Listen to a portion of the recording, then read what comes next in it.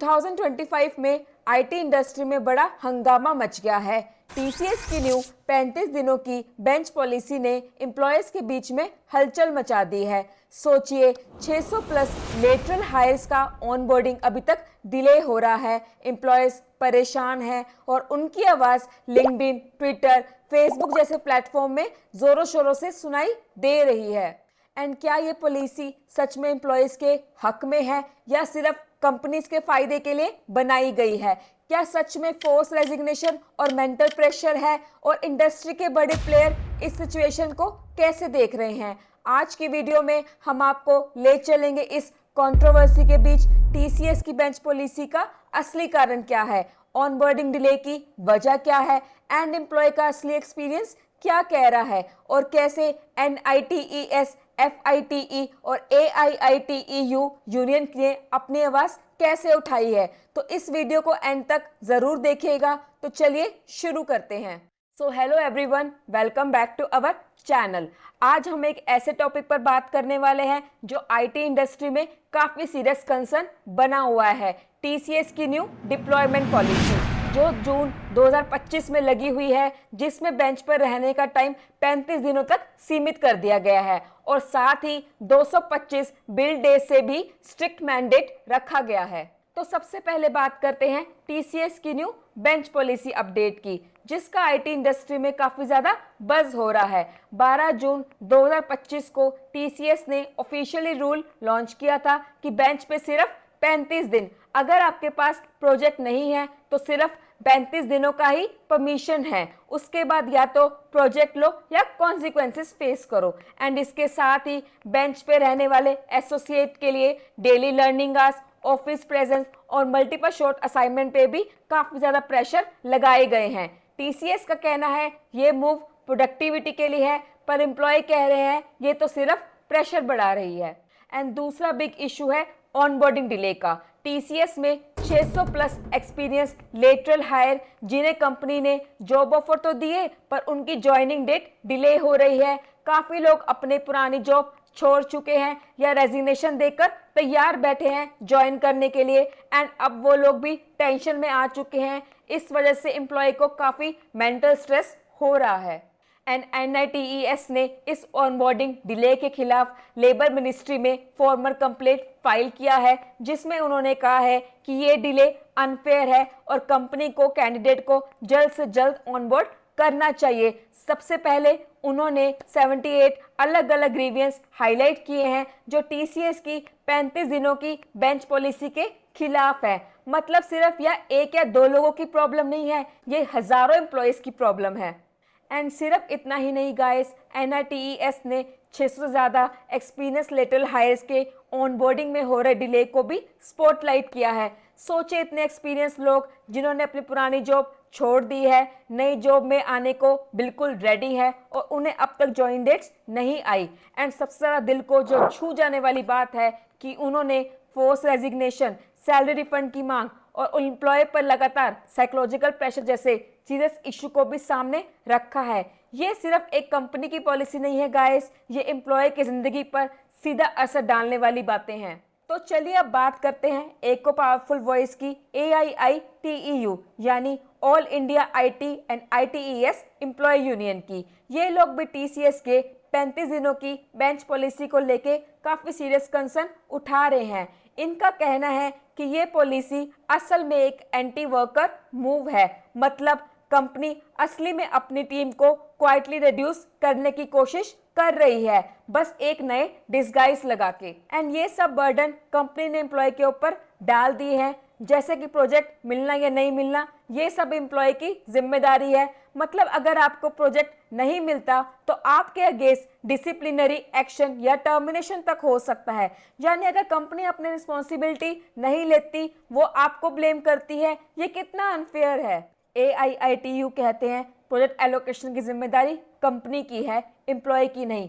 इस पॉलिसी की वजह से एम्प्लॉय पर भारी साइकोलॉजिकल प्रेशर आ गया है। लगता है जैसे हर दिन एक रेस हो जिसमें फेल हो गए तो जॉब चली जाएगी। उन्होंने टीसीएस से अपील की है कि वो अपनी पॉलिसी को पहले क्लियर करें, एम्प्लॉय को समझाएं कि क्या एक्सपेक्टेशन है, और सबसे ज़रूरी बात डिप्लॉयमेंट का बर्डन कंपनी और एम्प्लॉय के बीच बैलेंस करें। सो फ्रेंड्स, ये सिर्फ एक पॉलिसी नहीं है, ये एम्प्लॉय की लाइफ पर डायरेक्ट इम्पैक्ट डाल रही है। बट अब टीसीएस ने एक क्लैरिफिकेशन दिया है, everyone who have received an offer from TCS, it will be onboarded. The joining dates are decided as per the business demand and in some cases it may be adjusted to meet our needs.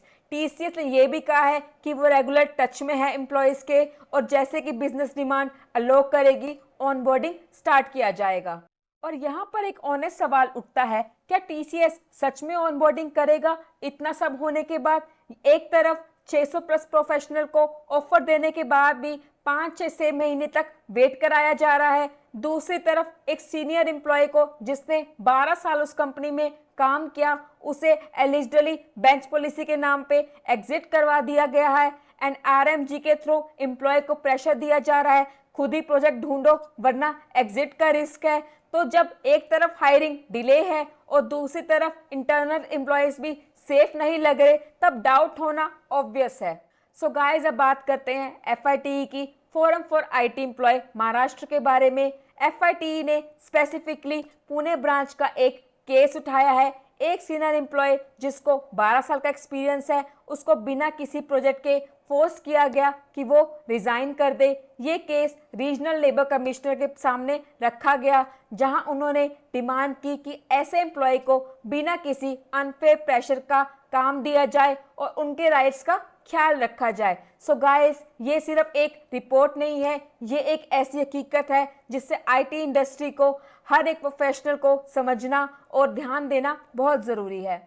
तो चलिए अब बात करते हैं उन लोगों की जो सबसे ज़्यादा इससे अफेक्ट हुए हैं, यानी टीसीएस एम्प्लॉय की। सोशल मीडिया पे इनका दर्द, फ्रस्ट्रेशन और कंसर्न काफ़ी ओपनली दिख रहा है। एक एम्प्लॉय ने लिखा, 35 दिनों की बेंच पॉलिसी मतलब रोज़ रोज़ का टेंशन, यानी कि अगर प्रोजेक्ट नहीं मिलता तो मैनेजर फोर्स करेगा रिजाइन करने के लिए। एक एम्प्लॉय ने लिखा, एचआर डिमांड कर रही थी एक्सेस पे को रिपे करने के लिए, सैलरी फॉर बेंच पीरियड, और काफ़ी मेंटल डिस्ट्रेस हुआ इस वजह से। फाइनल रिजोल्यूशन में लॉयर के थ्रू नेगोशिएशन हुआ, पर बहुत स्ट्रेस रहा। एंड एक यूज़र ने भी लिंक्डइन पर पोस्ट किया है कि मुझे टीसीएस का ऑफर लेटर मिला था, 8 सितंबर 2025 को ज्वाइनिंग डेट थी। अब एक कॉल आई है जिसमें बोला गया है कि ज्वाइनिंग डेट पोस्टपोन हो सकती है, लेकिन कोई ऑफिशियल अपडेट नहीं दिया गया।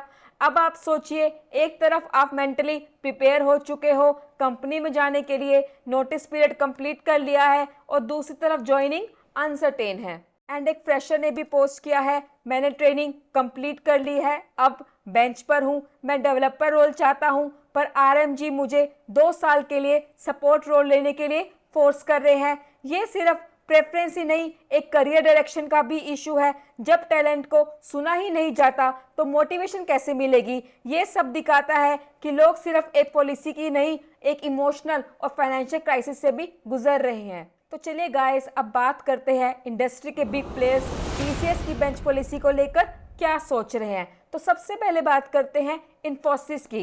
इन्फोसिस ने सीधा टीसीएस को क्रिटिसाइज तो नहीं किया, लेकिन अपना एक अलग तरीका बताया है, जिसे वो ट्रेनिंग फर्स्ट डिप्लॉयमेंट मॉडल कहते हैं। मतलब पहले एम्प्लॉय को प्रॉपर ट्रेनिंग दी जाती है, रेडी किया जाता है, फिर उन्हें प्रोजेक्ट पर भेजते हैं। बेंच टाइम को इतना स्ट्रिक्टली लिमिट नहीं करते जितना टीसीएस कर रहा है। सो बेसिकली इन्फोसिस ने अपने अप्रोच को थोड़ा बेटर और एम्प्लॉय फ्रेंडली बताने की कोशिश की है। तो अब आते हैं गाइस एचसीएल कंपनी के सीईओ विजय कुमार के कमेंट पर। उन्होंने बोला है कि ये बेंच और यूटिलाइजेशन की प्रॉब्लम सिर्फ टीसीएस की नहीं है, ये पूरे आईटी इंडस्ट्री की है। बिजनेस डिमांड और प्रोजेक्ट की डिले की वजह से कंपनी के पास कुछ एम्प्लॉयज बेंच पर रह जाते हैं। ये एक कॉमन चैलेंज है जो सबको फेस करना पड़ रहा है। और इंडस्ट्री एनालिस्ट कहते हैं कि ये रीजन सिर्फ इंटरनल ही नहीं, बल्कि ग्लोबल इकोनॉमिक स्लोडाउन और मार्जिन प्रेशर पर भी है। मतलब कंपनी को अपने खर्चे मैनेज करने हैं, प्रॉफिट बनाए रखना है, तो थोड़ा स्ट्रिक्ट होना पड़ रहा है। तो समझ सकते हैं ये एक सिचुएशन इतनी सिंपल नहीं है, बट कंपनी अपनी ग्रोथ और सर्वाइवल के लिए डिसीजन ले रही है, लेकिन साथ ही कंपनी को एम्प्लॉयज़ की फीलिंग्स और जॉब सिक्योरिटी के बारे में भी सोचना चाहिए। सो गाइस, अगर आप टीसीएस में हो या एक लेटरल हायर हो या अभी ऑनबोर्डिंग का इंतज़ार कर रहे हो, तो एक बात याद रखना, आप सिर्फ एक एम्प्लॉय आईडी नहीं हो, आप एक इंसान हो जिसके सपने, जिम्मेदारियां और इमोशंस हैं। तो सबसे पहले अपने राइट्स को समझो।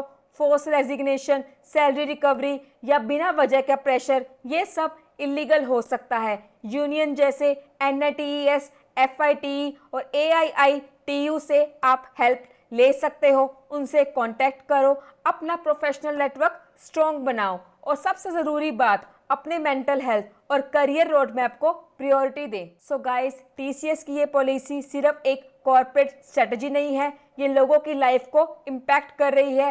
हो सकता है काफ़ी लोगों के लिए ये पॉलिसी एक अपॉर्चुनिटी हो, लेकिन बहुत से एम्प्लॉयज़ के लिए ये एक स्ट्रेस, अनसर्टेनिटी और जॉब इनसिक्योरिटी का सोर्स बन गई है। आज के ज़माने में जॉब मिलना ही काफ़ी नहीं, उस जॉब को सिक्योर और रिस्पेक्टफुल होना भी काफ़ी ज़रूरी है। अगर आप TCS एम्प्लॉय हो या लेटरल हायर हो या ऑनबोर्डिंग का इंतज़ार कर रहे हो, तो अवेयर रहना अपने हक के लिए, अपनी आवाज़ ज़रूर उठाना। एंड अगर आपको ये वीडियो इंफॉर्मेटिव लगे तो लाइक करो, शेयर करो, चैनल को सब्सक्राइब करना मत भूलना। मिलते हैं नेक्स्ट वीडियो में, तब तक के लिए stay safe and stay empowered.